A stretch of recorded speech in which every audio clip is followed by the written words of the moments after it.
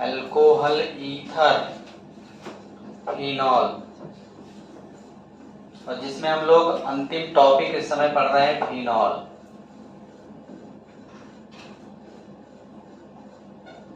Phenol, और phenol में क्या पढ़ रहे हैं? Acidity of phenol, acidic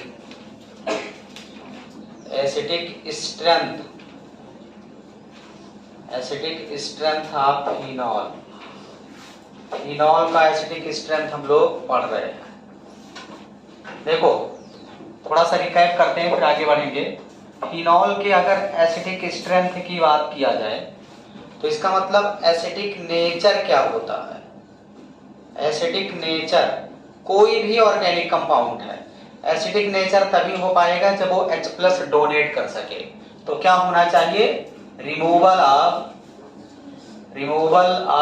H+ ion अगर वो कर सकता है, इसका मतलब एसिडिक नेचर का, अदरवाइज एसिडिक नेचर का नहीं है।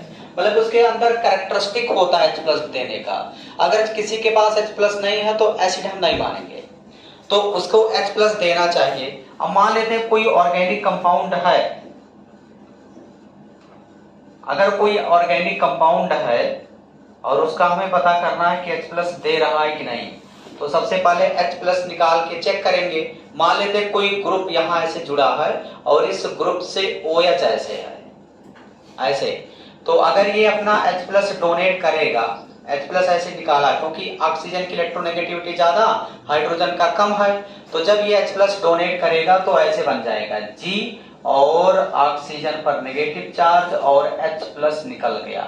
मान लेते हैं ये एसिड अगर था तो इससे बनने वाला जो आयन होगा इसे बोल सकते हैं एसिड एनायन। क्या बोल सकते हैं? एसिड एनायन बोल सकते हैं।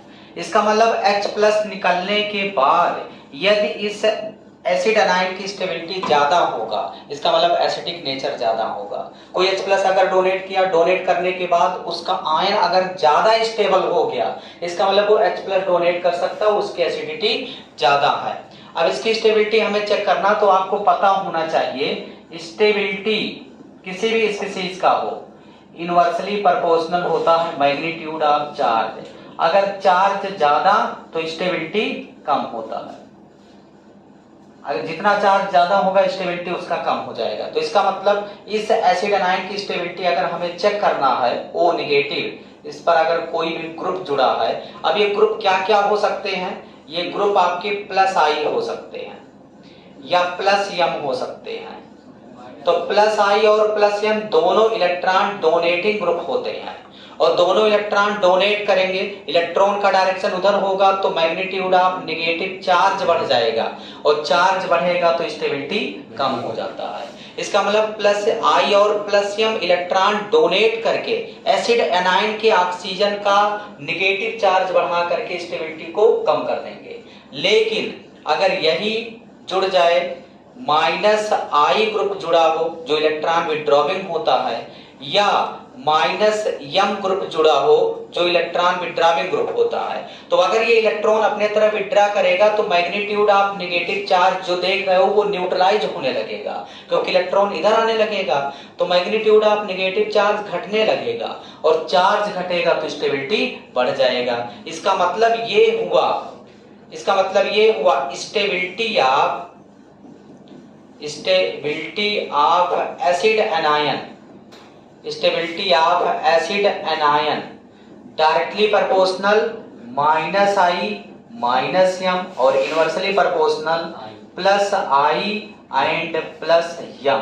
और मान लिया एनायन निकलने के बाद आपका एसिड एनायन कॉन्जुगेशन में आ गया, पहले कॉन्जुगेशन मान लिया नहीं था, लेकिन जैसे एनायन निकला एसिड एनायन कॉन्जुगेशन में आ गया तो और बेटर है। अगर कॉन्जुगेशन में आ जाएगा इसका मतलब उस एसिड एनायन की स्टेबिलिटी ज्यादा है, मतलब डायरेक्टली प्रोपोर्शनल कह सकते हो आप कॉन्जुगेशन।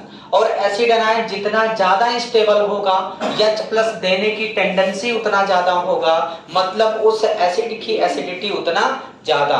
तो इसका मतलब एसिडिटी की अगर बात किया जाए, acidity directly proportional stability of acid anion और directly proportional -I -m inversely proportional plus I plus m।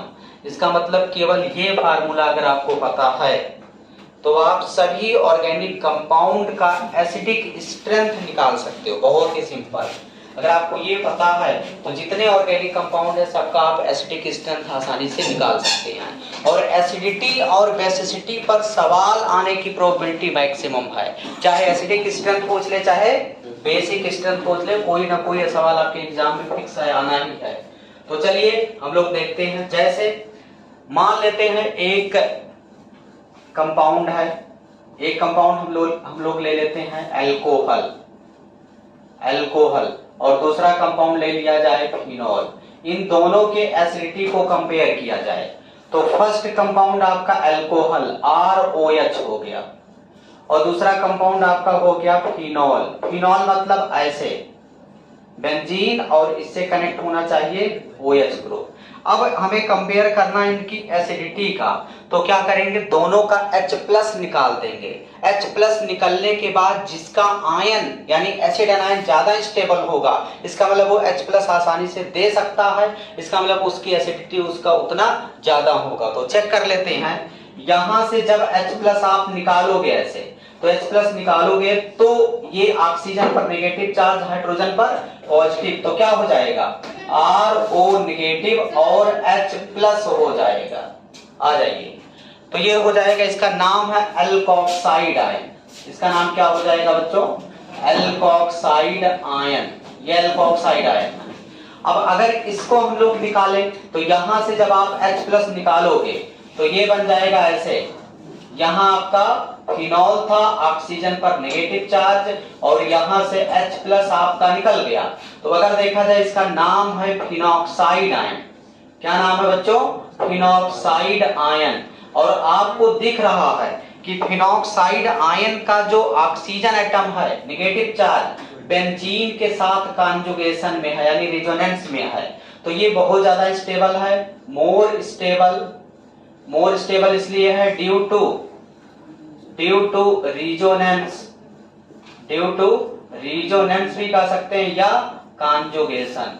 Resonance या कॉन्जुगेशन की वजह से जो फिनॉक्साइड आयन है ज्यादा स्टेबल है। और ये कम स्टेबल है क्योंकि अगर देखा जाए एल्किल ग्रुप क्या होते हैं, +I ग्रुप होते हैं। +I का काम क्या है, इलेक्ट्रॉन डोनेट करना, और इलेक्ट्रॉन जब इस डायरेक्शन में जाएगा तो मैग्नीट्यूड ऑफ नेगेटिव चार्ज और बढ़ जाएगा। तो चार्ज बढ़ेगा तो क्या H+ को छोड़ेगा और अट्रैक्ट कर लेगा, छोड़ेगा ही नहीं। तो जब H+ नहीं देगा मतलब एसिडिटी कम हो जाएगा। तो इस वजह से ये लेस स्टेबल होने की वजह से ये लेस स्टेबल है। क्यों लेस स्टेबल है, ड्यू टू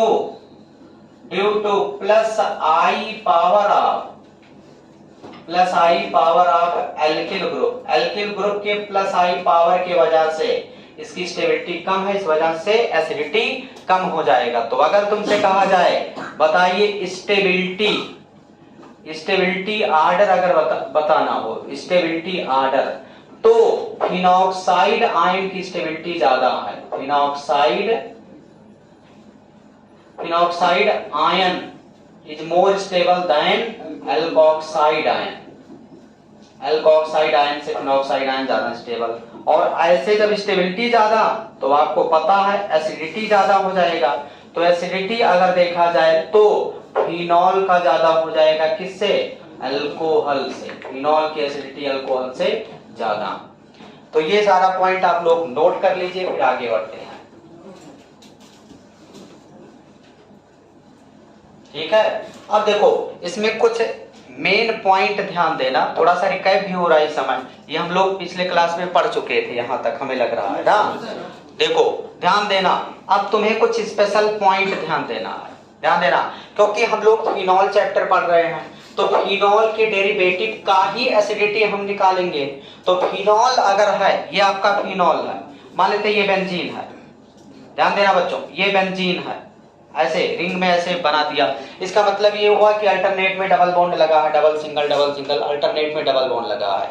यहां मान लेते हैं OH ग्रुप लगा देंगे तब तो फिनॉल बन गया, और इससे हम कोई भी ग्रुप आगे इधर उधर जोड़ सकते हैं। तो आपको पता इस एटम के जस्ट बगल वाले एटम को ऑर्थो पोजीशन बोलते हैं, जस्ट नीचे वाले को मेटा पोजीशन बोलेंगे, और जस्ट सामने वाले को पैरा पोजीशन बोलते हैं। इतना बातें हमें पता है। अब ये भी हमें पता होना चाहिए, और हमने हेलोवेरिन्स चैप्टर में बताया भी था एंडिंग में जब इलेक्ट्रोफिलिक सब्स्टिट्यूशन रिएक्शन पढ़ा रहे थे। आपको पता होना चाहिए जो मीजोमेरिक इफेक्ट है, मीजोमेरिक इफेक्ट जो है, मीजोमेरिक इफेक्ट कंसेप्ट वाला बात है। मीजोमेरिक इफेक्ट केवल ऑर्थो एंड पैरा पोजीशन पर ऑपरेट होता है, मेटा पोजीशन पर ऑपरेट नहीं होता है, क्योंकि मेटा वाला कार्बन कॉन्जुगेशन में नहीं आ पाता है, रिजोनेटिंग स्ट्रक्चर में इन्वॉल्व नहीं हो पाता है। तो मीजोमेरिक इफेक्ट यानी एम इफेक्ट कहां डोमिनेट करता है, केवल होता है किस पर, ऑर्थो पर और पैरा पर। और आपको ये भी पता होना चाहिए कि जो एम इफेक्ट है यानी जो मीजोमेरिक इफेक्ट है, मीजोमेरिक इफेक्ट वहीं होगा जहां कॉन्जुगेशन होगा। तो मीजोमेरिक इफेक्ट डिस्टेंस पर नहीं डिपेंड करता है, ये डिस्टेंस पर डिपेंड नहीं करता है।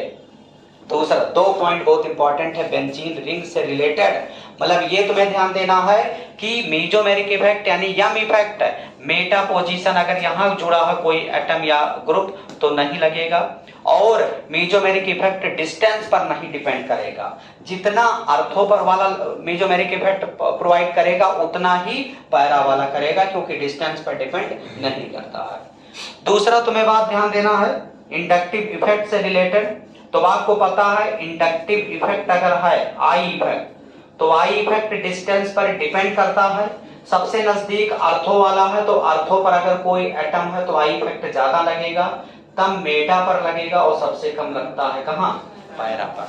बस इतना कॉन्सेप्ट तुम्हें हमेशा के लिए ध्यान देना है, क्योंकि कभी भी एरोमेटिक कंपाउंड से रिलेटेड ऑर्थो पैरा पोजीशन का चक्कर आएगा तो ये कॉन्सेप्ट बार बार अप्लाई करना पड़ेगा। क्लियर है ना? बोलो, इधर वाला हटा सकते हैं?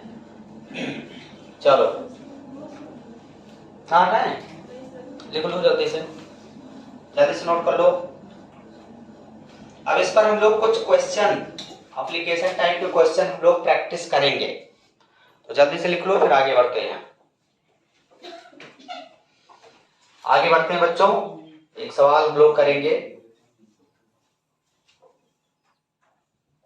देखिए क्वेश्चन है बच्चों, arrange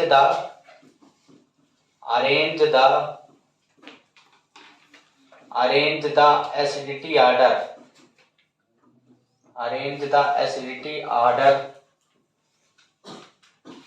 in following. Acidity order बताना है। फर्स्ट है बच्चों OH लगा है, फिनॉल। सेकंड है OH और इस पर लगा है CH3, and third is OH और मेटा पर लगा है CH3, एंड फोर्थ इज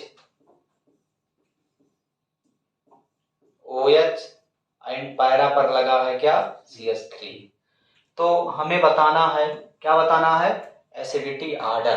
तो एसिडिटी ऑर्डर चेक करने के लिए सबसे सिंपल तरीका है कि H+ निकाल दीजिए, H+ सम से निकालो। तो यहां से जब H+ आप निकालेंगे तो क्या होगा, H+ निकला, यहां से बॉन्ड ब्रेक हो जाएगा और ये सिंपल बन जाएगा फिनॉक्साइड आयन। ऐसे ही यहां से H+ आप अगर निकालेंगे तो H+ यहां से निकालोगे तो बन जाएगा ऐसे ऑर्थोमेथाइल फिनॉक्साइड आयन। और फिर यहां से जब H+ आप निकालेंगे तो यहां से H+ निकालोगे तो बन जाएगा ये ऐसे O नेगेटिव और यहां ऐसे CH3 मेटामेथाइल फिनॉक्साइड आयन। यहां से भी H+ ऐसे आप निकाल दो तो H+ यहां से निकालोगे तो ये बन जाएगा ऐसे, यहां पैरा पर मेथाइल और यहां ऑक्सीजन नेगेटिव, ये पैरामेथाइल फिनॉक्साइड आयन। अब हमें चेक करना है कि इन सभी आयन में कौन सा आयन ज्यादा स्टेबल है। जो ज्यादा स्टेबल होगा वही H+ आसानी से देगा। ठीक है, तो चेक करते हैं। अब कैसे पता चलेगा कि कौन ज्यादा स्टेबल है कौन कम स्टेबल है, तो इसके लिए आपको चार्ज चेक करना है, चार्ज घट रहा है कि बढ़ रहा है। देखिए यहां अगर देखा जाए नेगेटिव चार्ज है ना, और इस चार्ज को घटाने बढ़ाने वाला कोई ग्रुप जुड़ा नहीं है, मतलब जितना चार्ज है उतना चार्ज है।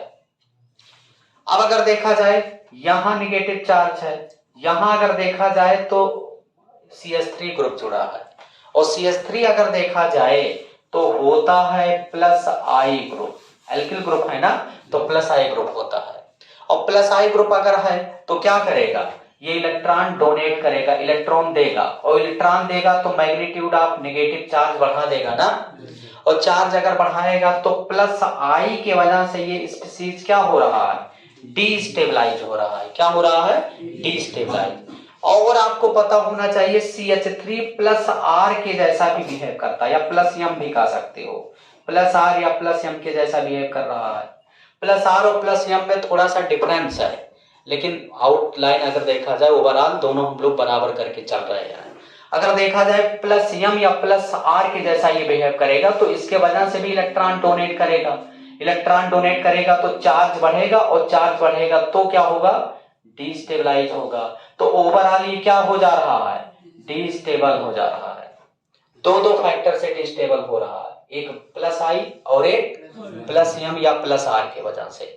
अगर यहां देखा जाए बच्चों तो ये जुड़ा है मैथाइल ग्रुप, यहां क्या लग रहा है, यहां लग रहा है प्लस आई ना, और प्लस आई के वजह से ये क्या है, डीस्टेबल हो रहा है, क्योंकि प्लस आई का काम है इलेक्ट्रॉन डोनेट करना। इलेक्ट्रॉन जब देगा तो मैग्नीट्यूड ऑफ नेगेटिव चार्ज बढ़ता जाएगा, और चार्ज बढ़ेगा तो स्टेबिलिटी कम हो जाएगी। क्या मेसोमेरिक इफेक्ट यहां लग रहा है मेटा पर, नहीं लगेगा, तो केवल एक फैक्टर से ये डिस्टेबलाइज हो रहा है।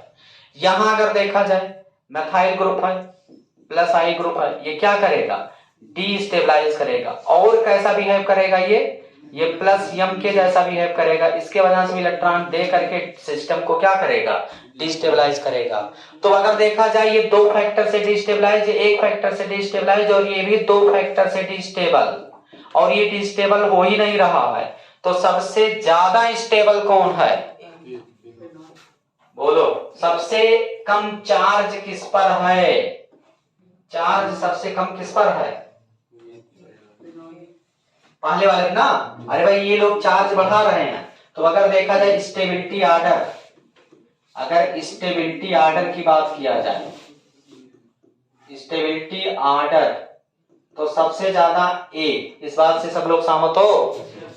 अब अगर कंपेयर किया जाए ये दो फैक्टर से डिस्टेबलाइज, ये दो फैक्टर से डिस्टेबलाइज, और ये एक फैक्टर से डिस्टेबलाइज, तो इन तीनों में ज्यादा स्टेबल कौन हो गया, सी वाला ज्यादा स्टेबल हो गया, तो सी लिख देंगे ऐसे। अब अगर देखा जाए ये दो फैक्टर से डिस्टेबलाइज, ये भी दो फैक्टर से डिस्टेबलाइज, बट आपको पता है जो मेसोमेरिक इफेक्ट होता है डिस्टेंस पर डिपेंड नहीं करता है, जितना ये यहां लग रहा है उतना मेसोमेरिक इफेक्ट यहां भी लगेगा, तो ये कैंसिल आउट हुआ। अब अगर देखा जाए इंडक्टिव इफेक्ट डिस्टेंस पर डिपेंड करता है, तो यहाँ इंडक्टिव इफेक्ट नजदीक है, यहाँ देखो इंडक्टिव इफेक्ट दूर से लग रहा है, तो इंडक्टिव इफेक्ट कहाँ ज्यादा लगेगा, पहले दूसरे वाले में ज्यादा लगेगा, तो जब इंडक्टिव इफेक्ट ज्यादा तो डिस्टेबिलिटी ज्यादा हो जाएगा, डिस्टेबलाइजेशन। इसका मतलब इसके और इसके बी और डी को कंपेयर किया जाए तो कौन ज्यादा स्टेबल है, डी वाला ज्यादा स्टेबल, डी ज्यादा स्टेबल है किससे, बी से। तो ये स्टेबिलिटी ऑर्डर, तो अगर स्टेबिलिटी ऑर्डर आपको पता चल गया तो acidity order of substituted phenol, phenol के सब सब्स्टिट्यूटेड ही तो हैं, तो सबसे ज्यादा ए, तब बी, तब सी, तब डी, सबसे कम बी, तो ये ऑर्डर आ जाएगा। आसान है कि नहीं। एक सवाल और इंपॉर्टेंट है, देखते हैं कि लोग ट्राई कर पाते हैं। जैसे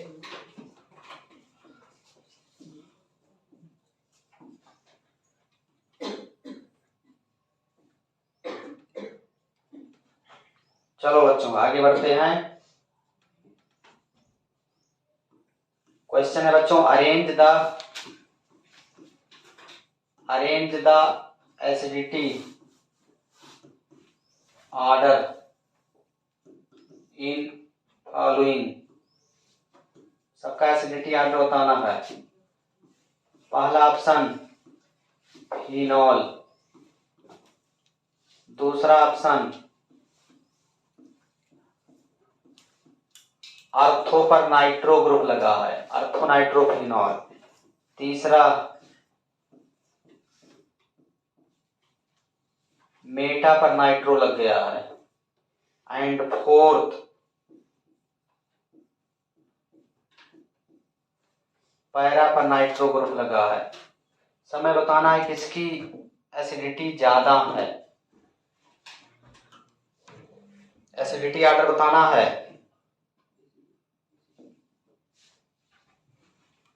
तो पहले लिख लो फिर सॉल्व करो जल्दी से।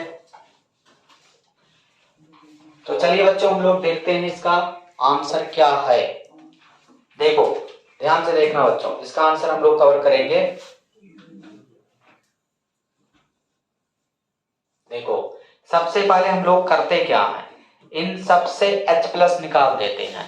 तो यहां से अगर आप H+ निकालेंगे, H+ अगर निकालेंगे तो बन जाएगा ऐसे, ऐसे O पर नेगेटिव चार्ज। यहां से H+ आप अगर निकालेंगे तो बन जाएगा ऐसे O पर नेगेटिव, और यहां जुड़ जाएगा क्या, NO2। यहां से अगर आप H+ निकाल देंगे तो H+ निकालेंगे तो बन जाएगा ऐसे, यहाँ O नेगेटिव और NO2 पैरा पर मेटा पर जुड़ा है। यहां अगर आप H+ निकालेंगे तो ये बन जाएगा ऐसे, ऐसे O नेगेटिव और यहाँ ऐसे NO2 ऐसे। अब हमें चेक करना है इनमें कौन ज्यादा स्टेबल है, यही मेन है। पहले स्टेबिलिटी हम लोग चेक करते हैं, फिर एक्सेप्शनल बिहेवियर जो आ रहा है वो तो बाद में कवर करेंगे। पहले स्टेबिलिटी चेक करते हैं रूल के हिसाब से जो हम लोग को पता होना चाहिए। अगर देखा जाए चार्ज चेक करना है, सब ऑक्सीजन ऑक्सीजन नेगेटिव नेगेटिव है, सब में बेंजीन है, तो कॉमन चीजें हम लोग कंसीडर नहीं करते हैं। अच्छा बताओ क्या इसमें कोई साइड में कुछ जुड़ा है जो इलेक्ट्रॉन डेंसिटी को घटाया बढ़ाए? नहीं। यहां देखिए ये जुड़ा हुआ है NO2 ग्रुप, NO2 -I और -M होता है। NO2 बहुत अच्छा -I और -M, स्ट्रॉन्ग -I -M है। तो ये क्या करेगा, ये -I क्या करेगा, इलेक्ट्रॉन विड्रॉ करेगा। इलेक्ट्रॉन जब अपने तरफ खींचेगा तो मैग्नीट्यूड ऑफ नेगेटिव चार्ज घट जाएगा, और चार्ज घटेगा तो स्टेबिलिटी बढ़ जाएगा।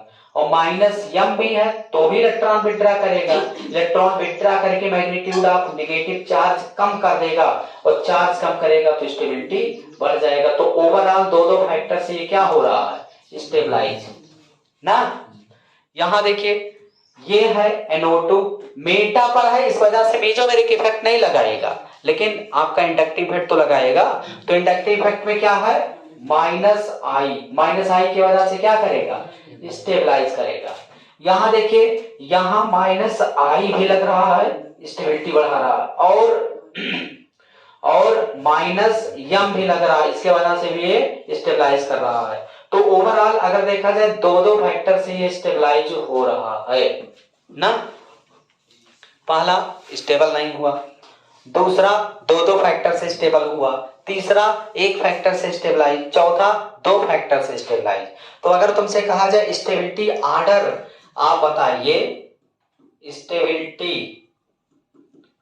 स्टेबिलिटी ऑर्डर आप एसिड एनायन, सब एसिड एनायन बन रहा ना, तो एसिड एनायन की स्टेबिलिटी तो सबसे कम स्टेबल कौन है, ए, क्योंकि स्टेबल ही नहीं हो रहा ना। ए से अगर देखा जाए थोड़ा ज्यादा कौन है, सी, क्योंकि सी एक ही फैक्टर से स्टेबलाइज हो रहा है, ये बी और डी दो फैक्टर से डिस्टेबलाइज हो रहा है, तो कौन आ जाएगा थोड़ा सा, सी। अब इन बी और डी को कंपेयर करना है, तो अगर देखा जाए, देखना बच्चों यही तो दिक्कत होता है। अगर देखा जाए मीजोमेरिक इफेक्ट यहाँ है बी है, और मीजोमेरिक इफेक्ट यहाँ है, तो मीजोमेरिक इफेक्ट तो सेम है ना, क्योंकि डिस्टेंस पर डिपेंड नहीं करता है। लेकिन इंडक्टिव इफेक्ट डिस्टेंस पर डिपेंड करता है। यहां देखो I -I नजदीक है, यहां -I दूर है, तो नजदीक होगा तो ज्यादा इलेक्ट्रॉन विड्रॉ कर लेगा ना, और ज्यादा इलेक्ट्रॉन अपने तरफ अट्रैक्ट करेगा तो मैग्नीट्यूड ऑफ नेगेटिव चार्ज ज्यादा कम हो जाएगा, ज्यादा कम होगा तो स्टेबिलिटी बढ़ जाएगा। तो बी और डी में कौन स्टेबल है? बी सबसे ज्यादा, तब डी, तब सी, तब ए। ये स्टेबिलिटी ऑर्डर है, सबसे ज्यादा बी, तब डी, तब सी, तब ए। अब अगर देखा जाए यही होना चाहिए था एसिडिटी ऑर्डर। एसिडिटी ऑर्डर अगर देखा जाए सब्स्टिट्यूटेड फिनॉल सबसे ज्यादा, सबसे कम ए, सी, डी और बी, लेकिन ये ऑर्डर सही नहीं है। रीजन क्या है ना सही होने का? समझिए रीजन क्या है, सब सही है, केवल यहां दिक्कत आ रहा है। यहां देखिए ये जो नाइट्रो ग्रुप है, अगर हम इसका स्ट्रक्चर बनाएं, अगर ये हम लोग इसका स्ट्रक्चर ड्रा करें तो ये ऐसे है, ये आपका है ऐसे, यहां हम लगा सकते हैं OH, और यहां ऐसे नाइट्रोजन है, और यहां double bond oxygen, coordinate bond oxygen. तो यहां देखो हाइड्रोजन मोर इलेक्ट्रोनेगेटिव एटम से कनेक्ट है ना, है कि नहीं? तो ये हाइड्रोजन दोबारा इससे अट्रैक्ट हो जाएगा, और यहां जो बन रहा है बच्चों, इसको बोलते हैं इंट्रा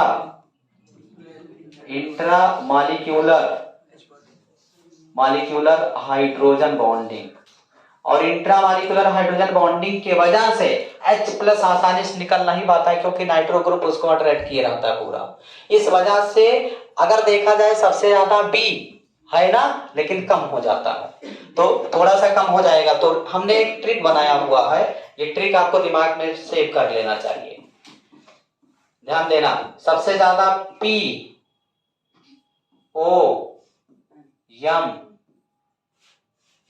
तब फिनॉल। ये ट्रिक है, POM, याद रखना वर्ड, POM, पैरा, अर्थो, मेटा, और सबसे कम फिनॉल। मतलब थोड़ा सा अर्थो कम हो जाना पैरा से, अगर देखा जाए अर्थो को ज्यादा होना चाहिए, बट रियल में पैरा बढ़ जाता है उसके कंपेरिजन में, ठीक है? क्योंकि पैरा का स्टेबिलिटी भी ज्यादा है और दूर है, डिस्टेंस पर है, इस वजह से उसको अट्रैक्ट नहीं कर पाता, H+ निकल जाता आसानी से। तो ये बहुत ज्यादा इंपॉर्टेंट है आपके board exam, board, JEE and NEET, बहुत ही ज्यादा इंपॉर्टेंट है। यहां से क्वेश्चन सीएससी वाला बार बार पूछ रहा है, तो नोट कर लो। सवाल तुमसे रीजनिंग टाइप का एनसीईआरटी में दिया हुआ है कि अर्थोनाइट्रोफिनॉल की एसिडिटी पैरानाइट्रोफिनॉल से ज्यादा कम है, क्यों? रियल में ज्यादा होना चाहिए लेकिन कम है, क्यों? Due to presence of intramolecular hydrogen bonding in orthonitrophenol. Note करिए।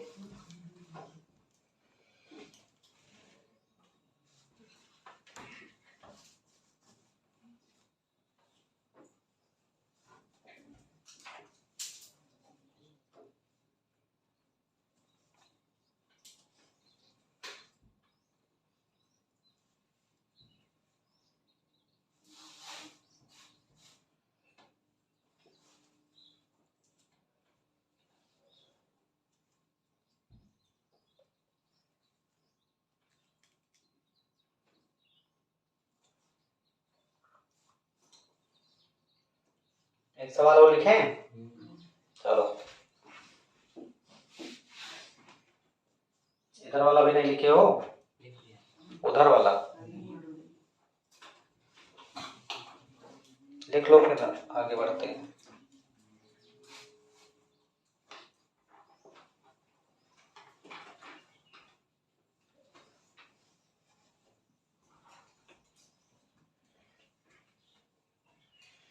ईथर से रिकॉर्डेड वीडियो सब ऐप पर पड़ रहा है, और जो लोग ऐप में नहीं जुड़े हैं उनका फीस अगर अक्टूबर तक ऑफलाइन पेड है, तो आप हमारे पास आकर के आप इसमें ऐप में ऐड हो जाएंगे क्लास के बाद। ऐप में ऐड होने से फायदा है कि कोई भी कंटेंट 100% पूरा उसी में अपलोड किया जाएगा। 12th की पूरी केमिस्ट्री आपको उसी ऐप में मिलेगा, चाहे हैंड रिटन नोट्स हो, चाहे रिकॉर्डेड वीडियो हो, चाहे पीवाईक्यू का सॉल्यूशन हो, चाहे एनसीईआरटी सॉल्यूशन, सब वहां हम लोग अपलोड करेंगे। तो आपको ऐप में ऐड हो जाना चाहिए यदि आपका फीस अक्टूबर तक सबमिट है तो। तो जिसका नहीं सबमिट है वो जल्द से जल्द सबमिट कर दे।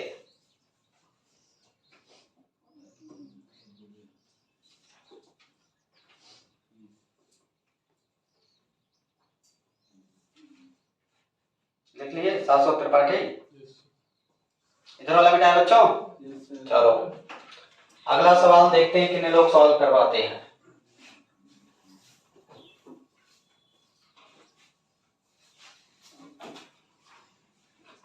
दिमाग लगाना है, थोड़ा सा लेवल वाला सवाल है। Arrange the acidity order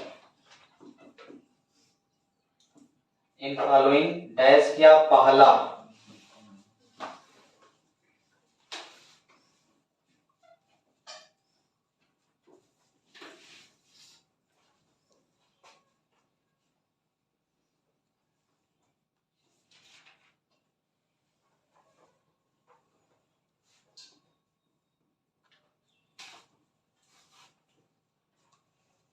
and second, ये ध्यान देना इंट्रामॉलिक्यूलर हाइड्रोजन बॉन्डिंग ऐसे नहीं बन जाएगा कि अगर कोई मोर इलेक्ट्रोनेगेटिव एटम है ऑर्थो पर तो तुरंत बन ही गया। उसके लिए कुछ bond angle, suitable bond angle होना चाहिए जिससे हाइड्रोजन आकर के जुड़ सके पड़ोसी वाले एटम से। और बहुत ज्यादा स्ट्रेन टाइप का होगा तो वो नहीं जुड़ना पसंद करेगा। जैसे यहां देखो, ये वाला हाइड्रोजन एटम ऐसी थोड़ी होगा कि इधर आकर के ऐसे सर्कल बना देगा, ऐसे जुड़ जाएगा। और हाइड्रोजन एटम थोड़ी ही डिस्टेंस पर रहेगा। वहां देखो थोड़ा गैपिंग था ना, एक एटम के बाद एक एटम था, तो वहां कंफर्ट जोन था, स्ट्रेन कम था। यहाँ नहीं हाइड्रोजन बॉन्ड बनेगा। बताओ ऑर्डर बताना है, एसिडिटी ऑर्डर देखते हैं कितने लोग सॉल्व कर पाते हैं। बोलो, जिसका आंसर आ गया समझ लो टैलेंटेड स्टूडेंट है।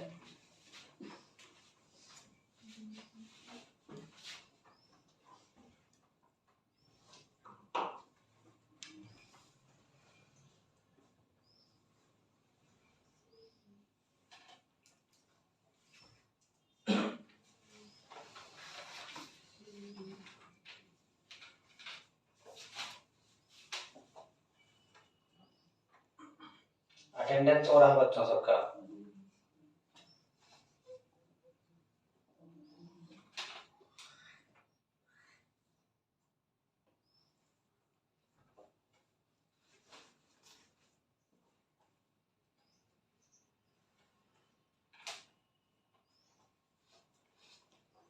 आ जाएगा आंसर, बोलो।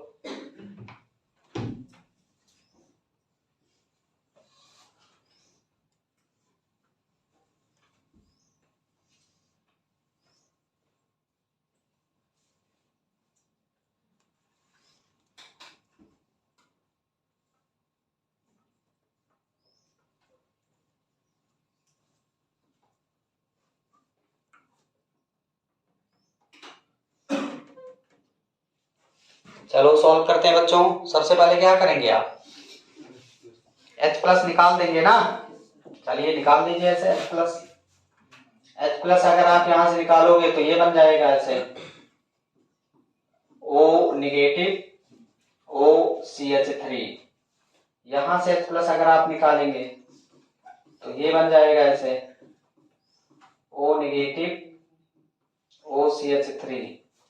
यहां से H प्लस निकालेंगे तो क्या बन जाएगा O नेगेटिव, और यहां से H प्लस निकाल दीजिए तो क्या बन जाएगा O नेगेटिव और OCH3। अब आपको पता OCH3 कौन सा ग्रुप है, माइनस आई है ना। मेथाइल के अलावा सब माइनस आई मान लेना, तुम्हारे सिलेबस में इंटर लेवल पर ही 12th पर मैक्सिमम। वैसे तो CO नेगेटिव O नेगेटिव भी माइनस आई होते हैं। तो अगर देखा जाए ये वाला जो ग्रुप है ये क्या है, बोलो, माइनस आई है ना। तो माइनस आई है तो क्या करेगा, मैग्नीट्यूड ऑफ नेगेटिव चार्ज को कम करेगा, चार्ज कम करेगा तो स्टेबलाइज हो जाएगा ना। और क्या है माइनस यम की प्लस यम है, लोन पेयर है यार देखो, और आपको पता है कि एटम पर अगर लोन पेयर है तो प्लस यम, तो प्लस यम है, तो प्लस यम है तो क्या करेगा इलेक्ट्रॉन देगा, इलेक्ट्रॉन देगा तो क्या करेगा डिस्टेबलाइजेशन। अब देखो यहाँ चक्कर फंस गया, एक कह रहा है स्टेबिलिटी बढ़ रहा है, एक कह रहा नहीं घट रहा है, तो बताओ जब मेसोमेरिक इफेक्ट और इंडक्टिव इफेक्ट दोनों लगता है तो कौन डोमिनेटिंग होता है, मेसोमेरिक इफेक्ट ना, तो इसका मतलब रिजल्टेंट क्या होगा डिस्टेबल। हम कह रहे हैं पढ़ाना, हम पढ़ाएंगे, तुम कह रहे हो मत पढ़ाइए, तो रियल में क्या होगा हम पढ़ाएंगे, वही हाल यहाँ है। ये कह रहा है स्टेबल, ये कह रहा है डिस्टेबल, लेकिन डोमिनेटिंग मेसोमेरिक इफेक्ट है तो कौन रिजल्टेंट क्या होगा डिस्टेबलाइज कर जाएगा। यहां मेटा पर क्या लग रहा है माइनस आई, क्या कर रहा है स्टेबलाइज, मेसोमेरिक इफेक्ट लगेगा मेटा पर नहीं, तो केवल स्टेबलाइज। यहां कुछ ऐसा दिख नहीं रहा है, यहां अगर देखा जाए तो माइनस आई क्या करेगा स्टेबलाइज, और क्या है प्लस एम क्या करेगा डिस्टेबलाइज, रिजल्टेंट क्या होगा डिस्टेबलाइज। तो अगर तुमसे कहा जाए आर्डर बता दो, अगर तुमसे कहा जाए एसिडिटी आर्डर बताइए, तो स्टेबिलिटी आर्डर, स्टेबिलिटी आर्डर सबसे ज्यादा स्टेबल कौन, सबसे कम स्टेबल कौन है पहले ये बताओ। अच्छा सबसे ज्यादा स्टेबल निकालो, सबसे ज्यादा स्टेबल कौन बी, तब सी। अब अगर देखा जाए इन दोनों को कंपेयर करना है, अगर इन दोनों को हम लोग ध्यान से देखें बच्चों तो मेसोमेरिक इफेक्ट डिस्टेंस पर नहीं डिपेंड करता है, मेसोमेरिक इफेक्ट डिस्टेंस पर नहीं डिपेंड करता। ये नजदीक है माइनस आई ज्यादा लगा देगा, ये दूर है माइनस आई कम लगाएगा, तो ज्यादा स्टेबल का कर देगा ना, तो फिर कौन ज्यादा हो जाएगा ए तब डी, तो ये स्टेबिलिटी आर्डर और यही हो जाएगा आपका एसिडिटी आर्डर। एसिडिटी आर्डर सबसे ज्यादा बी तब सी तब ए तब डी। आसान है कि नहीं? अगर आप इस कॉन्सेप्ट को अप्लाई करके नहीं सॉल्व करोगे तो 100% गलत होगा। ये बहुत ही सिंपल तरीका बताया जा रहा है इस टाइप के सवाल को सॉल्व करने के लिए। चलो अगर हम लोग एसिडिक नेचर का कुछ रिएक्शन लिखें, एसिडिक नेचर आप फिनॉल का अगर रिएक्शन हम लोग लिखना चाहें तो फिनॉल एसिडिक है ना, तो किसके साथ रिएक्ट करेगा बेस के साथ। जैसे अगर फिनॉल है और ये एसिडिक है H+ अपना दे सकता है तो सोडियम मेटल के साथ रिएक्ट कर सकता है या अल्कली मेटल के साथ, तो अपना H+ डोनेट कर देगा और बना देगा O- और Na+, और साइड में निकल जाएगा ½ H2 ऐसे। अगर देखा जाए फिनॉल अगर एसिड है तो ये बेस के साथ रिएक्ट करेगा, बेस सोडियम हाइड्रोक्साइड या पोटेशियम हाइड्रोक्साइड कोई भी बेस यहां हम ले सकते हैं, तो बेस के साथ अगर रिएक्ट करेगा तो फिर अपना H+ डोनेट कर देगा, तो O पर नेगेटिव और Na+ और प्लस साइड में निकल जाएगा क्या H2O। तो ये दोनों रिएक्शन से भी पता चल रहा है कि फिनॉल क्या है एसिडिक नेचर का है, क्योंकि ये अल्कली मेटल से रिएक्ट कर रहा है और बेस के साथ रिएक्ट कर रहा है, तो इससे भी कंफर्म हो रहा है फिनॉल क्या है एसिडिक नेचर। तो आज के क्लास में बच्चों हम लोग कवर किए एसिडिक स्ट्रेंथ था फिनॉल, जिस पर क्वेश्चन भी लगाया गया। कल हम लोग मिलते हैं कुछ इंपॉर्टेंट नेम्ड रिएक्शन के साथ, जैसे electrophilic substitution reaction, Kolbe reaction और Reimer Tiemann reaction, oxidation of phenol and reduction of phenol. अगर देखा जाए इसमें बचा क्या है, electrophilic substitution reaction, Kolbe reaction, Reimer Tiemann reaction बचा है, और oxidation of phenol and reduction of phenol, 2 reaction और बचे हैं। तो लगभग कल हम लोग एंडिंग तक पहुंच सकते हैं, अगर कल नहीं तो परसों ये चैप्टर हो जाएगा आपका समाप्त। तो ओके, थैंक यू, मिलते हैं बच्चों कल।